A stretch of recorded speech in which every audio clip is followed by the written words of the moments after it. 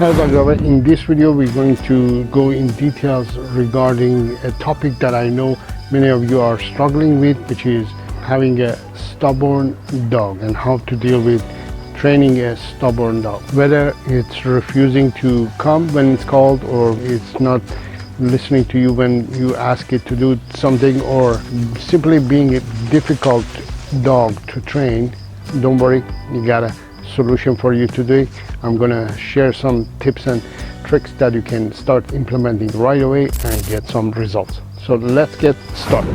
So first thing first, let's figure out why is it that some dogs are more stubborn than other dogs. It's not that dogs are stubborn, it's maybe because you're not clear enough when you're giving your commands or cues to your dog. Maybe you're causing confusion, or your lack of motivation. There's a lack of motivation in your training and lack of motivation that you're providing for your dog, and could be a few other reasons. But let's start first with addressing the motivation. One of the first things that you can do is find out what motivates your dog the most. What is the motivation that helps your dog to be engaged and excited about training and interacting with you? So many dog owners, they think that food or treats is the most important and most effective way of motivating a dog. But understand that food and treats are not the only motivation for dogs, and they shouldn't be considered number one motivation for a dog. First thing you have to learn is that play and praise is more valuable than anything else.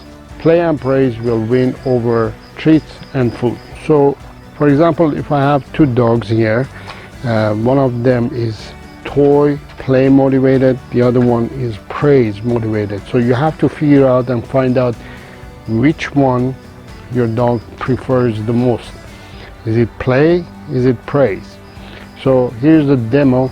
So see how excited Annie gets when I have her play toy, and she will be paying attention to me and is very motivated and excited about the toy. Good girl, yes.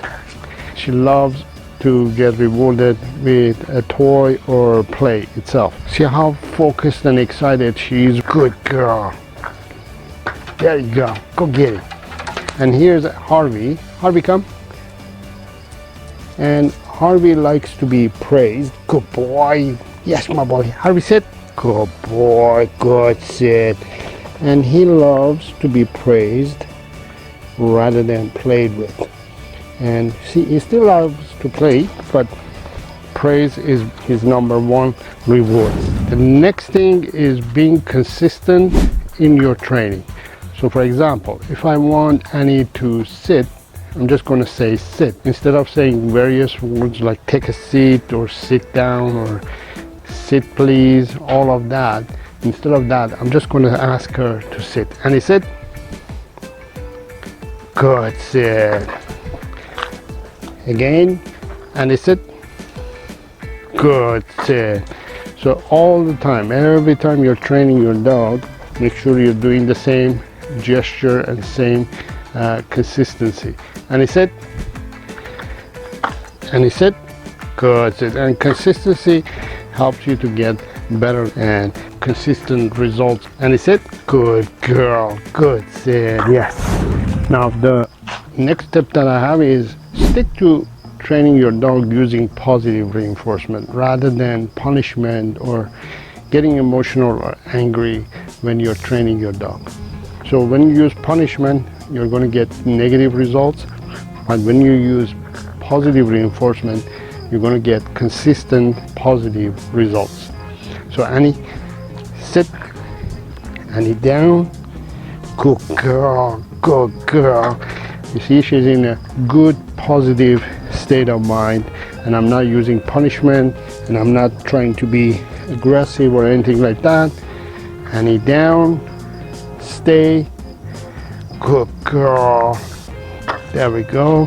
So when you use positive reinforcement, it creates a fun, loving relationship as well, which in return gives you consistent and positive, good results. Good girl.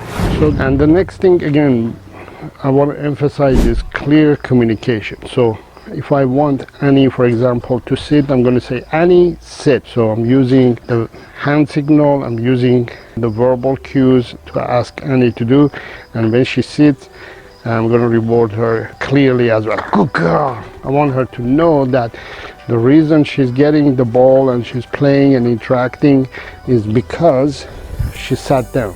So Annie, sit. Annie, down. Good girl. Good down. Good girl. Yes. Yes. So when you are training, make sure again you are clearly know what you're doing, what you're saying, and clearly expect that expectation as well. So Annie, sit. Good, sit. Annie, down.